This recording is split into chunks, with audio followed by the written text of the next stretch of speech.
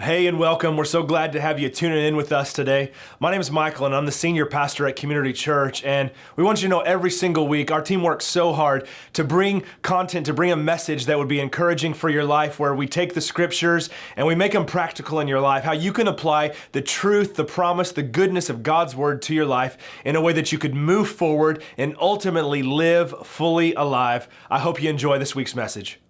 Well, hey and welcome again, everybody. It's so good to have you in the house today. If you're new, my name is Michael. I'm the senior pastor here at Community Church, and we are pumped 2 weeks from Easter. And part of the reason we're so excited is we believe that God wants to see people walk out of a life of mediocrity and into a life of living fully alive. And so we're praying this big, bold prayer that on Easter weekend, we would see 1,000 people make that decision. And that's going to happen as we come together and pray bold prayers together. And so I want to remind you, if you've been here, and tell you if you're new, that we have these cards just like this out in our lobby, Suffolk campus, Western Branch campus, and we would love for you to put the name of someone on there that you are praying for specifically by name, that you will be inviting or bringing to Easter at Community, and believing that they would put their faith in Jesus and begin to experience the life He has for them, because we really do believe in the power of prayer. All of us are at a church today because of the power of prayer. Somebody prayed that we would be here. People prayed that Community Church would exist one day. Everything that we see that is good in life is a result of God working through the people who pray.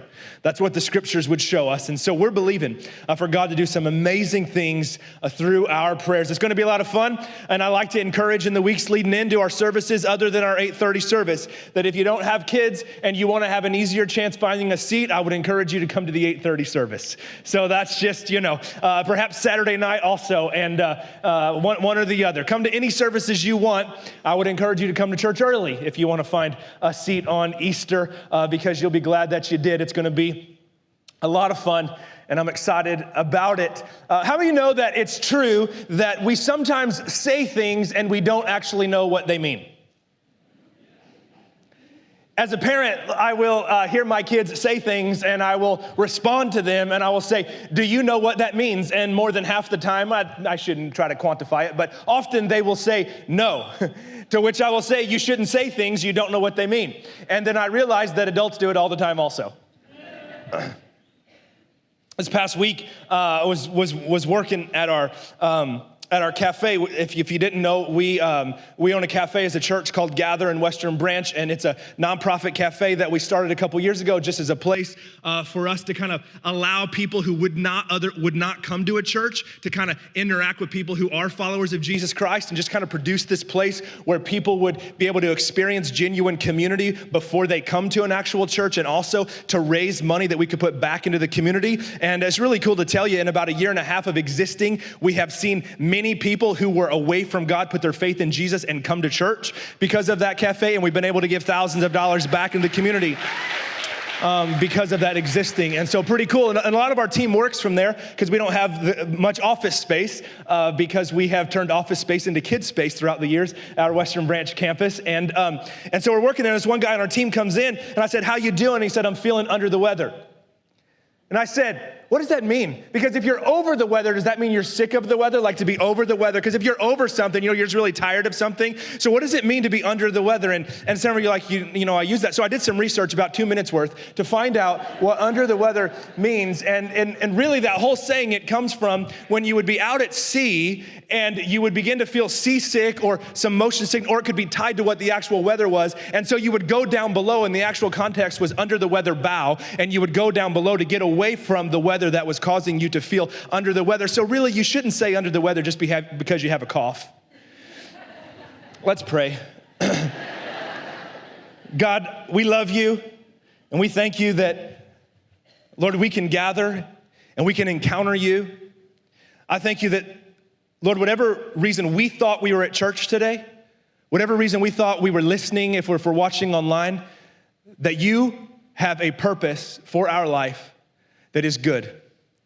And I pray right now that you would take these next several minutes, God, that every one of us, we would hear from you, Lord, that which we need to strengthen our faith, to strengthen our spirits, Lord, to become the man or the woman you created us to be. In Jesus' name, amen. If you're new, we've been in this series where we've been talking about prayer, here as it is there, that we can experience on the earth as it is there in heaven, here as it is there. And the big concept for this is taken from what's often referred to in Scripture as the Lord's Prayer, where Jesus taught his disciples how to pray. And the Lord's Prayer is found in two places in the Scriptures. It's found in the book of Matthew and the book of Luke. If you're new to Bible, the first four books of the New Testament, they're called the Gospels. They tell the story of Jesus. Matthew being the first, it goes Matthew, Mark, Luke, and John. And so today, I'm going to read a passage out of Luke, starting with what is called often the Lord's Prayer, and then continue. I'm going to kind of read several verses, so it'll be on the screens. Pay attention, some powerful Bible verses here, I think that will help our life. Then we'll talk about it, and hopefully we'll be able to see how God would help us change some today. It says this: one day, Jesus was praying in a certain place. When he finished, one of his disciples said to him, "Lord, teach us to pray, just as John taught his disciples." He said to them, "When you pray, say, 'Father, hallowed be your name, your kingdom come. Give us each our daily bread, forgive us our sins, for we also forgive everyone who sins against us. And lead us not into temptation.'" Then Jesus said to them, "Suppose you have a friend, and you go to him at midnight and say, 'Friend, lend me 3 loaves of bread. A friend of mine on a journey has come to me, and I have no food to offer him.' And suppose the one inside answers, 'Don't bother me, the door is already locked, and my children and I are in bed. I can't get up and give you anything.'" Now listen, I'll tell you, those of us that have small kids, we can totally relate right now. Because once those kids are in bed, I am not getting the kids out of bed. I'm not going through that 2-hour bedtime routine again, ever on a night if I don't have to. You can keep knocking. I'm not going to the door. My kids and I are in bed. So we can kind of get where this guy was living at for a moment. If you're a grandparent, by the way, I know you let the kids stay up as late as they want, and I know you feed them with sugar, and we really appreciate your help, and we still love you even when we get the kids back. But I'm just saying, sometimes, verse 8, "I tell you, even though he will not get up and give you bread because of friendship, because of your shameless audacity," look at the person next to you and say, "Shameless audacity." He said, "Because of your shameless audacity, he will surely get up and give you as much as you need." Then Jesus said this: "I say to you, ask, it will be given to you. Seek, you will find. Knock, and the door will be opened. For everyone who asks receives, the one who seeks finds, and the one who knocks, the door will be opened. Which of you fathers, if your son asks for a fish, will give him a snake instead? Or if he asks for an egg, will give him a scorpion? If you then, though you are evil, know how to give good gifts to your children, how much more will your Father in heaven give the Holy Spirit to those who ask him?" He starts with an interesting perspective. As I studied out the differences between Matthew chapter 6 and Luke chapter 11, it was interesting to note a word that is found in Matthew chapter 6 that is not found in Luke chapter 11 when Jesus was teaching about prayer. In Matthew chapter 6, there's a 3-letter word. It's the word how. In Luke chapter 11, that word does not exist. What's interesting about that is perhaps some believe the disciples weren't asking how to pray. They were asking how to have the passion to pray. Because it wasn't a formula. It wasn't as if give us words to pray, because they had heard Jesus pray. They had watched Jesus pray. It isn't that they were trying to check a box. They had seen John's disciples pray. They had experienced prayer. What they wanted, many believe, is a passion to actually pray. Because how many of you know sometimes the problem isn't what to say, it's that I just don't want to. Those that are willing to be honest in church can agree. Some of us just went inside. Did he just say sometimes I don't want to pray? Is that okay? Do you feel? So Jesus perhaps was trying to teach us that if you want to have a passion to pray, there's some thoughts you need to have about God. One, that he's a father. If you want to have a passion to pray, there's some things you need to understand of God, that he is holy, yet he is Father. There's some things you need to know about God, and that is that his way can happen on the earth as it is in heaven. There's some things you need to know about God, and that is that your daily needs, like you can ask him and he will give them to you. There's some things you need to know about God, and that is that he will give you the ability to forgive others even as he has forgiven you. There's some things you need to know about God, and that is he will not lead you into temptation, but he will deliver you from everything that would try to draw you away. See, when you believe this way about God, I don't have a checklist of how to pray. I go, I want to actually talk to him. I want to actually pray because I believe this way about God. I want a passion to pray. In this series, as I've said, it's not about us simply going, I check the box. I'm going, God, give us more of a desire so that we would experience here as it is there. I said this week I want to teach us or explain a little bit about praying needs. Because God says in this passage of scripture, and we've talked before in this series about praying big, bold prayers. We should pray big, bold prayers every single day. And then he also says, pray that you would have like your daily bread. I'm not talking about like the Daily Bread magazine that some people put out. Like he means real bread. If you've heard the scripture before, Jesus says, man, and there's a scripture, he says, man shall not live on bread alone, but by every word that comes out of the mouth of God. Now, I'm not spiritualizing this. This isn't a Jesus juke. He goes, no, pray for bread. You mean like to eat? Yes. And that whole concept is interesting if you really think about it. Do you know most of our life has always been tied back? We tie bread to provision. Do you know that? I grew up and they used to use this saying, I don't know if they still do, and in a family, whoever made the most money in the home would be called the breadwinner. I have to believe that wasn't because that person drove a truckload of bread home every day. We've learned to tie, scripturally, and I think Jesus even taught, bread to provision. He provides our needs. Pray daily for God to provide what you need. What's interesting is he said, pray daily what you need. And I think that there's a purity to what God provides, and that's what he was teaching. Here's what I mean. Why I can't prove this theologically, it is a thought. He's talking about a daily bread, not fast food bread. Here's what I mean. You know, if you've ever gotten like a burger from McDonald's, it doesn't matter what fast food restaurant, and you leave it in your car for like a year, and it's still not moldy. Has anybody ever had that happen to you in your life? You're like, I'm not gonna raise my hand and say that I left food in my car for a year. Well, that's fine. You know somebody who that's happened, right? Why? Because it's filled with chemicals. He goes, pray for the daily need. I believe there's a purity to God's provision in our life that is from him. And I believe the reason he said to pray for it daily is because if we fall into the habit, which some of us are, of asking God to just, give us everything we need for our entire life today, guess what happens? Tomorrow, I don't feel the need to seek God. And the next day, I don't feel the need to seek God. And the next day, I don't feel the need to seek God. And all of a sudden, I am in a habit of not praying. And then I come to a place where I have something going on in my life and I need to pray, but because I haven't been in a habit of praying, I don't even know how to get started. And so I believe God taught us, pray like this, pray daily for your needs to be met, not because he didn't want to or would refuse to provide for future things, but because he wanted us to build a habit of seeking him daily for what we actually need that day. Pray like this. Father in heaven, holy be your name. May your kingdom come. May your will be done. Give us today our daily bread. The thing about it, though, is we can look at it on an actual day of 24 hours, or we can look at it on an actual need that we need to get met. And then he carried us forward in a few verses down, because sometimes the problem isn't the initial prayer, it's the persistence to keep praying. That's why he brought that example, and right after he prayed this prayer of a guy who went to a friend's house and said, hey, I need some bread. And he's like, no. He's like, no, I'm serious. And we have to assume the guy yelled, no. And he's like, no, I'm serious. I don't know what shameless audacity looks like to you, right? For some, maybe by the end of the day, he's like crawling through the window and he's like, listen, bro, I'm just gonna take bread out of the kitchen. It's like, how persistent, God's like, we need to be persistent. But then Jesus continued from shameless audacity, and he begins to then use words, and I'm gonna teach this is the kind of the big idea today. He used 3 words when he only would have had to use 1. He used ask, seek, and knock when he could have stopped with only ask. And I think there's a reason.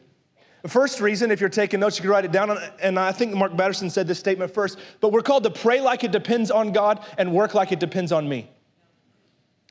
We're called to pray like it depends on God, but work like it depends on me. Or maybe you could write it down like this. Our actions need to match our ask. Our actions must match our ask if we want to experience here as it is there. Like the concept of prayer and what Jesus taught, it wasn't pray a prayer and then go do whatever you want. Because listen, if that's what life was, it would require no faith. And it would demonstrate a lack of relationship. He goes, no, if our actions match our ask, I believe we'll see what he has here. Are we willing to work for what we're praying for? I don't know if you're like me, but I mean, maybe you're like, it'd be nice to have $1 million just sitting in my bank account. Anybody wouldn't be honest? Just, yeah. Or maybe if you already have lots of millions in your bank account, just some more. And if you already have millions in your bank account, I would love for you to just make a donation to help build out the rest of the Suffolk campus in Jesus' name, because we're going to reach thousands of people. But the question is, if I pray, God, would you give me this provision? Do I actually work for it? Levi Lusko said this: don't pray for what you won't work for.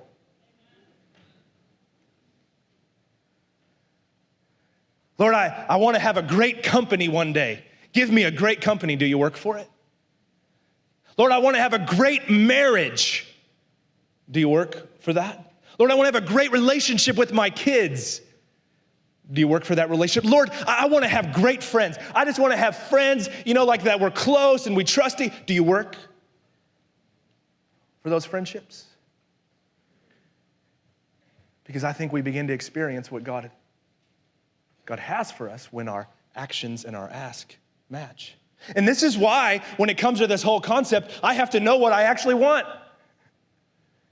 I have to know what would even ask God for.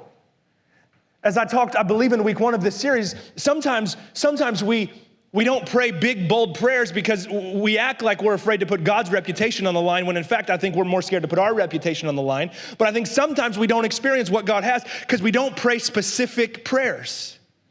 So we don't actually know if God has answered our prayers.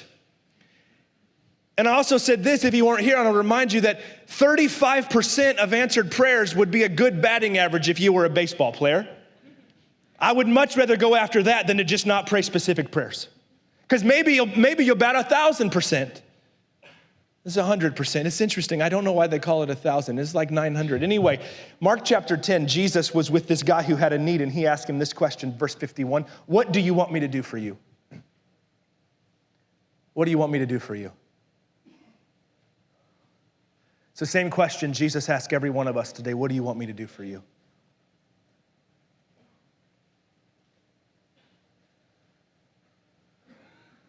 If our answer is whatever, we'll experience whatever.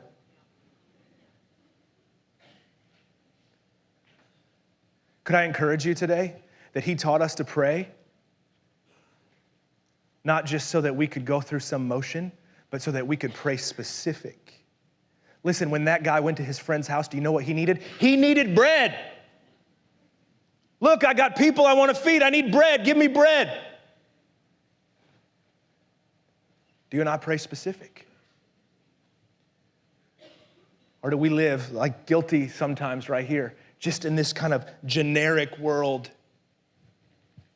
Because if we don't pray specific, we don't know if God answered our prayer.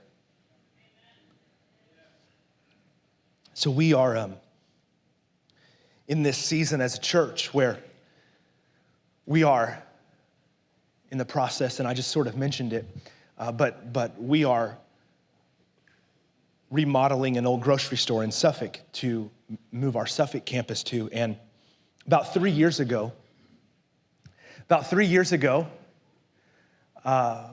in 2016, before we began our Suffolk campus, we were like, God, what are we supposed to do? We know we're supposed to start a campus here. We need doors to be open. We need, what do we do? And we were praying and we're asking questions.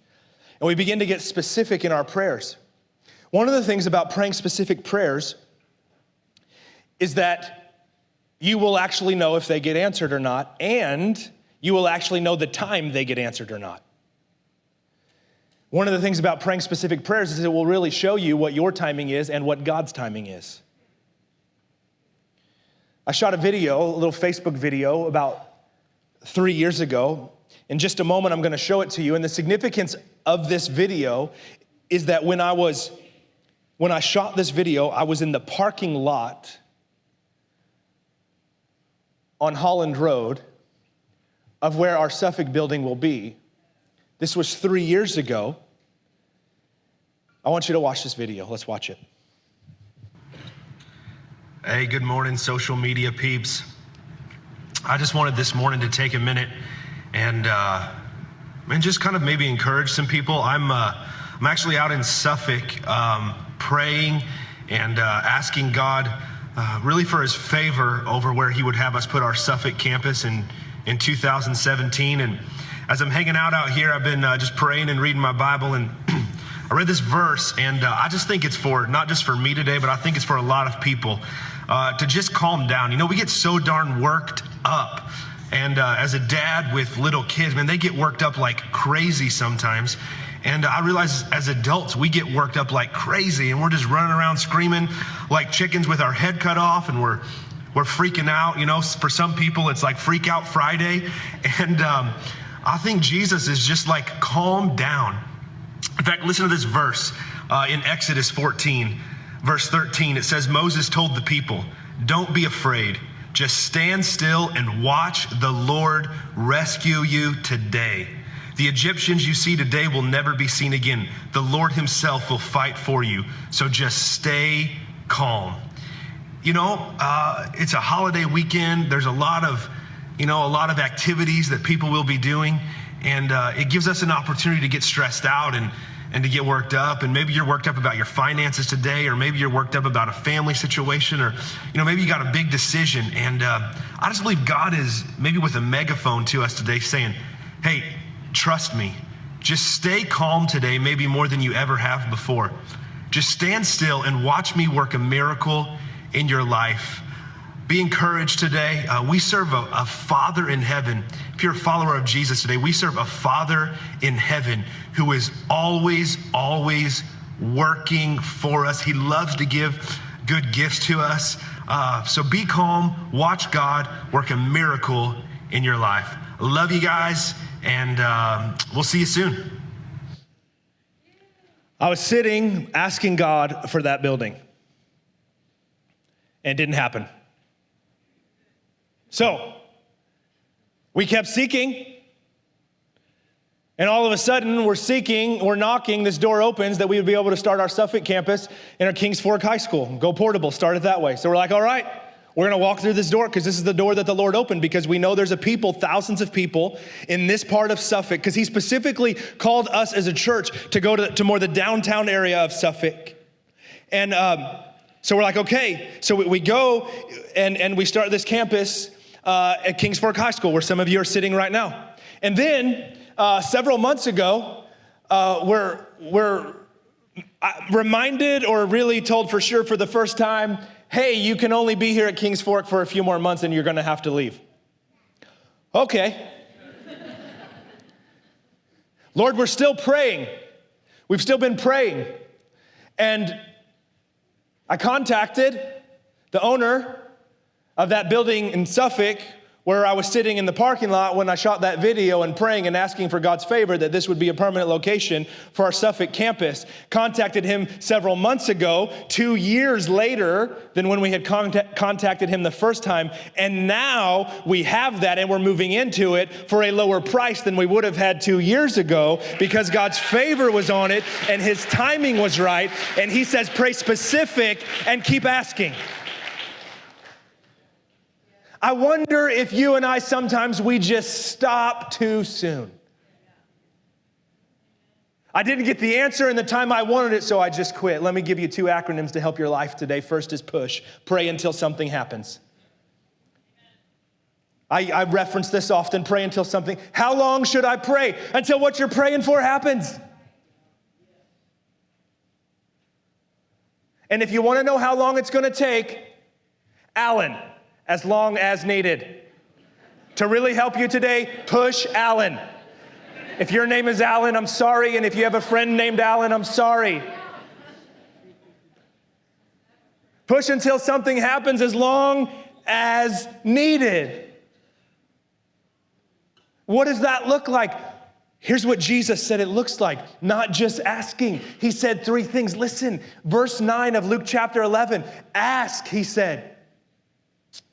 Ask and it will be given to you. Seek and you will find. Knock and the door will be opened to you. For everyone who asks receives, the one who seeks finds, and to the one who knocks the door will be opened. Jesus could have only said ask. He did not have to use seek and he did not have to use knock, but he did, which tells me there must be a difference. Which tells me there must be a level of intentionality that where I might start by asking, it has to move to a seeking, it has to move to a knocking, because then the response to those three things is three different things. He said you will receive, you will find, or a door will be opened. Also three different things. For instance, if I just decided right now, hey, I'm gonna give you $100, and I put my hand out like I just give you $100 and you could receive it, and I know you wish there was $100 in my hand right now, and there's not, but it would be nice if there was, right? When we receive $100, we're just like, thanks. This is awesome. You didn't have to do anything for it. It was great. I just received it. If I said to you today, hey, listen up, in our auditorium in Suffolk, in our auditorium in Western Branch, right now, there are 10 seats with $500 taped under them. Go seek them. Y'all be running around like, church people punching people in the face, just like we're holy, And when you found it, right, from that, you would be a lot more excited. Why? Because you didn't even have to just receive it. Like you didn't just sit there and receive it. You worked for it. And sometimes when you work for it to find it, it just has a little bit more meaning. Just ask. There's some things you're going to receive. Some things I need you to seek for. Some things you've got to put some mental effort into. Some things you've got to put some physical effort into. Some things you've got to get after. He doesn't say don't ask, you still ask, but then you got to move into seek. And then sometimes you're not going to find until you knock on the right door. So that the door could be open. Do you know what's interesting? Is you never go knock on a door just once. Maybe, because in every crowd there's one. Maybe you're like, I do, and whatever. But most people, right? Most people, you go up to a door and you do something like this. And why? Well, you're hoping somebody's gonna open the door. If you're 4, you go up to a door like this.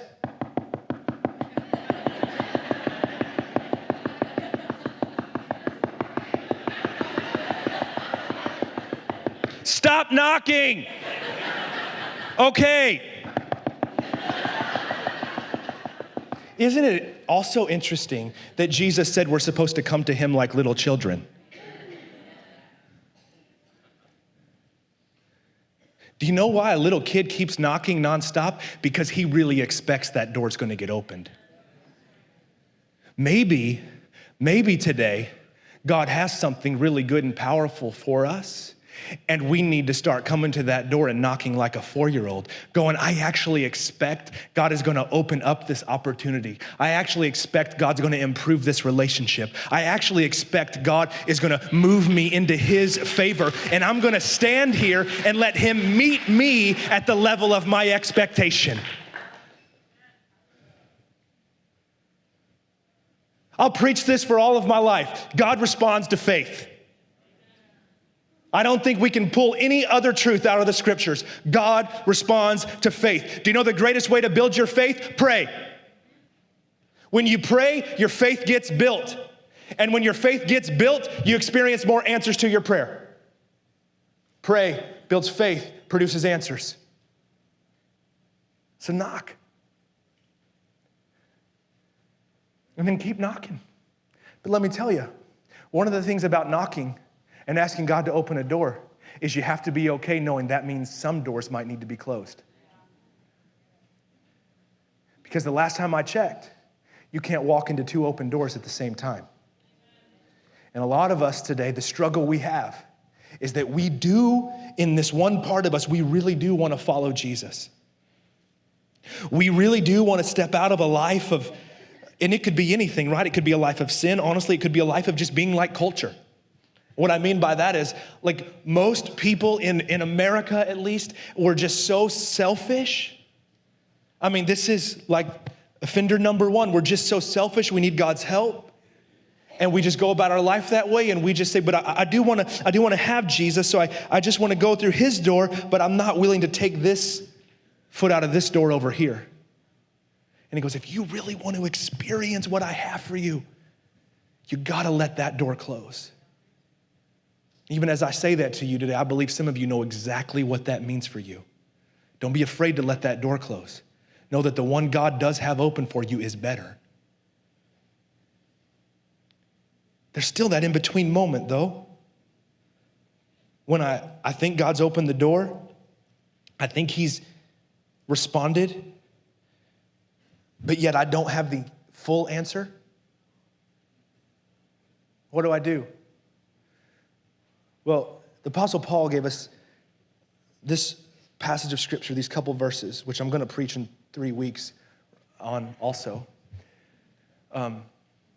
There you go. I don't know why I told you that, but it's going to be a different message. You should come to church. He said this, starting in verse 6 of Philippians chapter 4.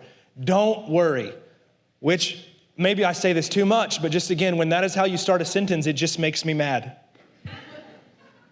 Because that doesn't help me, Paul. I wish he could start on the end. But he says, don't worry about anything. Instead, pray about everything. Tell God what you need and thank him for all he has done. Then you will experience God's peace, which exceeds anything we can understand. His peace will guard your hearts and minds as you live in Christ Jesus. Let me tell you how I believe we often interpret this passage of Scripture. Don't worry about anything. Instead, pray.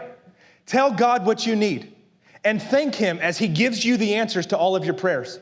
And as you get the answers to your prayers, you'll have peace because your prayers were answered. Did you know that's not what that Bible verse says? That Bible verse says when you pray, peace comes. That Bible verse does not say when God answers, peace comes. See, the peace is in the ask, not the answer. The peace is in the ask, not the answer. And a lot of us today, we spend our life trying to find peace in the answer. And we begin to seek God for what he can give us instead of seeking God for who he is. And what happens is answers to prayer become like a drug, and we begin to just get addicted almost. And we're just like, I just need another one. I just need another one. I just need another one. And the problem is we're void of a relationship with the Creator, and we live our life with no peace. We believe in God, but we only want what he could give us. When peace doesn't come from what he could give us, peace comes from who he is and our relationship with him. So I'm telling you today, peace is in the ask and not in the answer, and our relationship with him will cause us to move forward. It's why Paul said in Colossians chapter 3, let the peace of Christ rule in your hearts. Because we're all ruled by something. A lot of us, again, just preaching my life to you, right? I'm ruled thinking that if I get that, whatever that is for you, if I get that, man. He's like, listen, let peace rule. Well, what's peace come from? Not that. It comes from this relationship.